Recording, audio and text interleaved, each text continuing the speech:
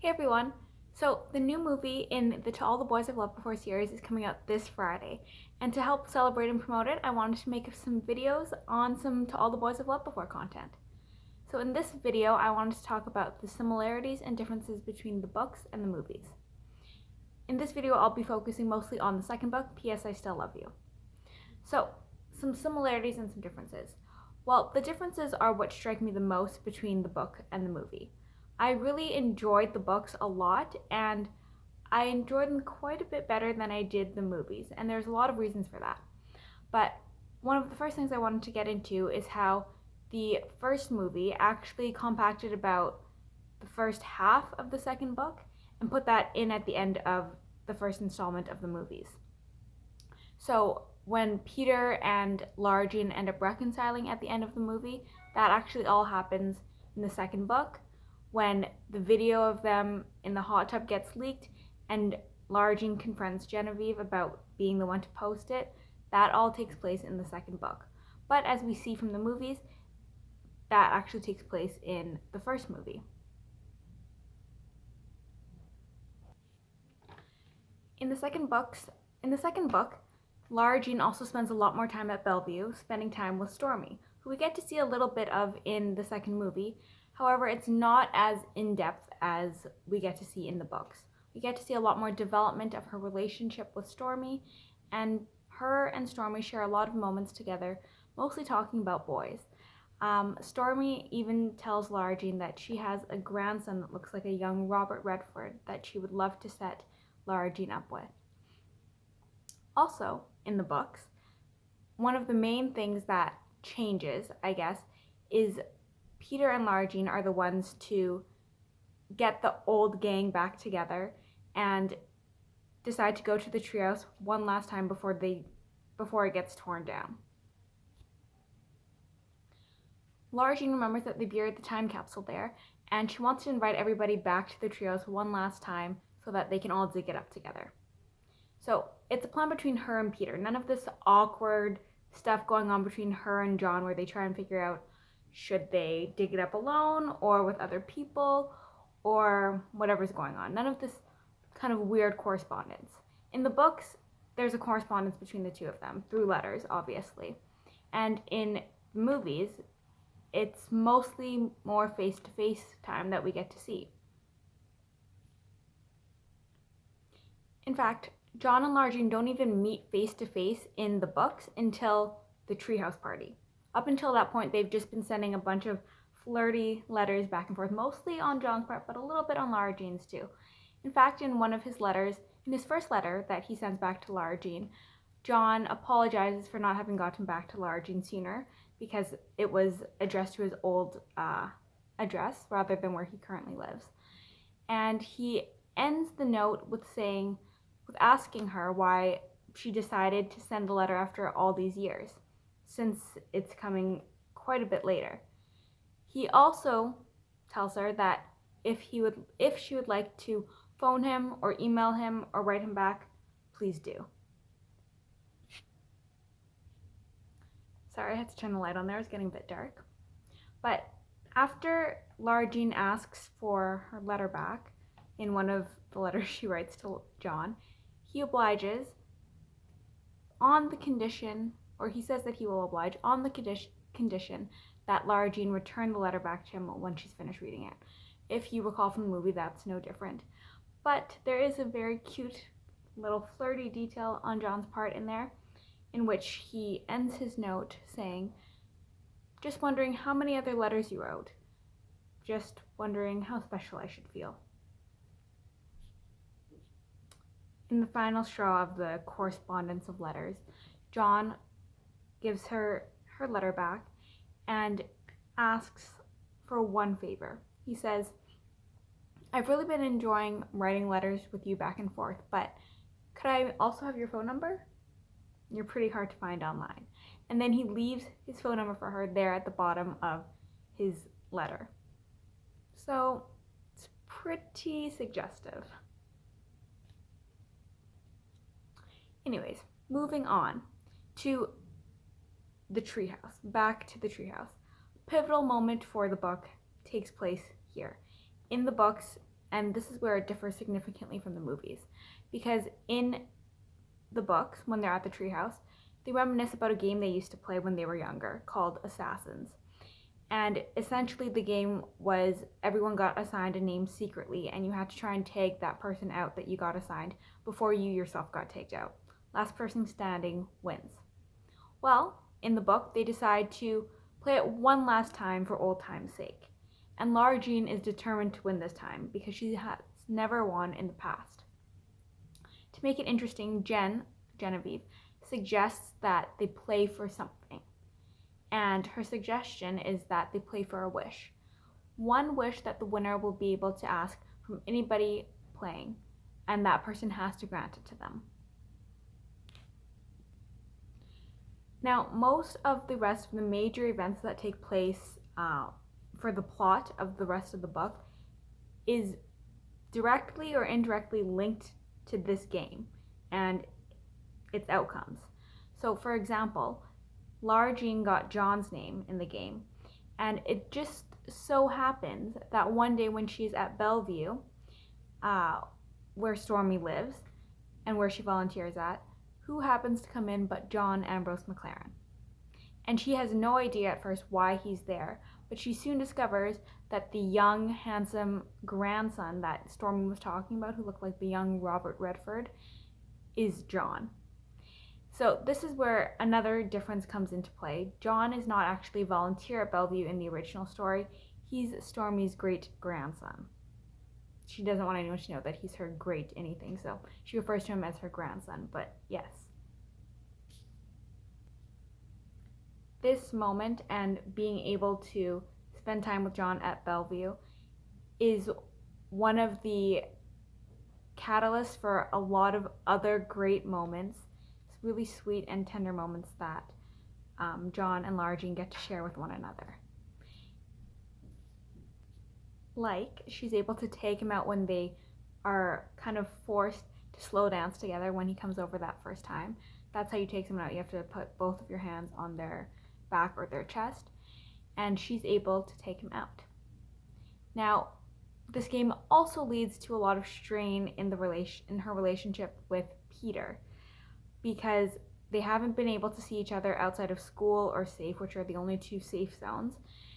And Peter says that he's really been missing her, he's alone, but yet Lara Jean figures out that Peter and Genevieve must have some sort of alliance between the two of them because they've been hanging out together, and they've obviously decided not to tag one another out, even though from the string of people who've been tagged out so far in the game, she's able to determine that one of the two of them has the other in the game.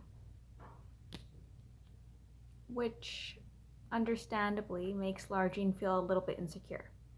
And eventually, when Lara Jean ends up getting Peter's name, because the way that it works is once you tag your person out, whoever's name they had is the next person you have to tag out. So eventually, when she gets Peter's name after she's tagged out John, because that's who he had next was Peter, she plans this kind of elaborate plan to go to his lacrosse game, surprise him, and take him out there, but he doesn't show up. And so she's really worried about him. She's there with John as they plan to kind of do this thing together, and she asks him to drive her to Peter's house, and she sees Peter and Genevieve standing there really closely together. This eventually leads to them getting into an argument, and her also finding out that Peter knew all along that Genevieve was the one who sent the videos, even though he denied it in the beginning. He tries to explain and say that he only just recently found out, and he didn't want to cause any more drama between Genevieve and Lara Jean, but it's kind of too late.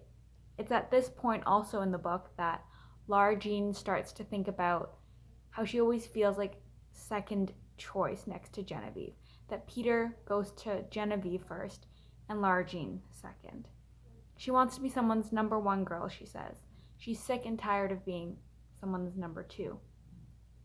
And this is reminiscent of that iconic line in the first movie where she says she's tired of being fake best or second best, and Peter responds, "You were never second best." But at this point, they ultimately decide to break off for the moment. Still thinking about the game Assassins, which is when they kind of have this argument right after Lara Jean was planning on tagging Peter out. And then he comes over to her house after she texts him, "Come over when you're done with Genevieve." Well, it's revealed that when they had their moment at the hot tub, which was supposed to be just something super sweet in between the two of them, that Peter was actually there waiting for Genevieve because Lara Jean had kind of blown him off before, and I don't know if that was his way of retaliating, or I don't know, because he obviously still clearly had feelings for Lara Jean, but yet he wanted to go with Jen, so I don't know what's up with his thinking there. But Lara Jean finds out that that was the case, that Peter was there waiting for Genevieve. And then she turns on him and says the thing that she knows she shouldn't, that she thinks in her head, don't say it, don't say the thing that you will regret, that you can't take back. But she does. And what she says is, "Do you know what I would wish for if I won? I would wish that we had never started any of this." Peter, hurt and wounded and just downtrodden, responds gravely, "You don't have to wish for that. You can have that right now." She takes him out, asks him who he has, though she already knows it's Genevieve. And then she says goodbye to him. So while the main parts of that are similar between the book and the movie, the reasons behind it and kind of everything, the thing that sets everything into motion in the books is the game, and that was unfortunately cut out from the movies. Obviously they had to make changes and adapt certain things to fit the movie format, but I just felt like we lost so many good things out of the book from the movie, like the game and how it set everything into motion, the letters between John and Lara Jean. We get to see their relationship develop a lot more than we do in the movie. I just felt like in the movie it was a lot more abrupt, their meeting and everything. They only had like 1 or 2 letters between the two of them beforehand, and it just felt a lot more precious in the books because they didn't meet until the treehouse after they'd had many correspondences with one another, and it kind of gives you that old-timey feeling of romance that we don't see as much today. Well, John and Lara Jean are still in contact, and Lara Jean is still set on winning this game. She believes that Genevieve can't have Peter and win the game. It's all too unfair. So she enlists John for help, who is more than willing to help her out. He is so cute and sweet. There's one chapter actually from the book that encompasses pretty much all of his like greatest qualities in that one chapter, and I think I'll actually do another video on that shortly to show you guys what I'm talking about. But eventually John figures out what happened between Peter and Lara Jean, that they broke up, and he wants to let Lara Jean know that he is in fact interested in Lara Jean. He likes her. He wants to make it unequivocally clear, in his own words from the book. And so they have a bunch more sweet moments together that take place around Bellevue. So they plan a way to get Genevieve out, and then they go kind of follow her around later on in the book, and they go back to Bellevue to plan out a USO party that Lara Jean wants to throw for the residents. And it ends up snowing, and Stormy refuses to let either of them drive home in the conditions. So they end up spending the night together at the retirement home, and then they sneak outside to play in the snow, which is similar to what happens in the movie at the end there. And they just have a really sweet couple moments from that point onwards. So all of this, their budding relationship kind of culminates at the USO party that they attend together. And John has gone all out. He's ordered a uniform from eBay with a tan shirt, khakis, cap, and he's parted his hair over to the side. And he's even brought out his dad's old red Mustang to pick up Lara Jean and drive off to the party. So it's at that party that they have fun, and Lara Jean gets to live out her 8th grade dreams of going to a formal with John Ambrose McClaren and dancing with him. And when they're driving back home after the USO party, they're at a stoplight when John wraps his arm around Lara Jean and pulls her in for a kiss. And Lara Jean is kind of stunned at this, but John looks at her and asks, better this time? Because they did have a kiss back in 8th grade that she admits wasn't the greatest at the time. The lights turn green and cars are behind them. They're honking, but he will not budge until Lara Jean answers him. And she does, which she replies to as better. Aside from this, there are a few other little things that make a change from the movie. Like there's a cakewalk that Kitty school is putting on that Lara Jean brings a cake to, and she sees Peter there and he wants to get the cake that Lara Jean brought. After the cakewalk, Lara Jean is driving home when she sees Genevieve's car and thinks it's her lucky day, goes into the parking lot where she is, and unfortunately discovers Genevieve's secret that Peter's been holding for her, and that has been causing a lot of tension between him and Lara Jean. And what she sees is Genevieve's dad kissing someone who is not Genevieve's mom, even though the two of them are still together. So yes, Genevieve sees Lara Jean and obviously gets mad and says, well, you're here to take me out, do it. And she takes Lara Jean's hands and puts them onto her shoulders so that she's tagged out. And then it's Lara Jean's birthday, and even though John and Lara Jean go to different schools, he's there parked outside of her school, waiting in the parking lot for her, present in hand, when she comes out. And he presents this snow globe to her that she loves and that kind of represents their moment when they had to spend snowed in at Bellevue together because they snuck out to go play in the snow.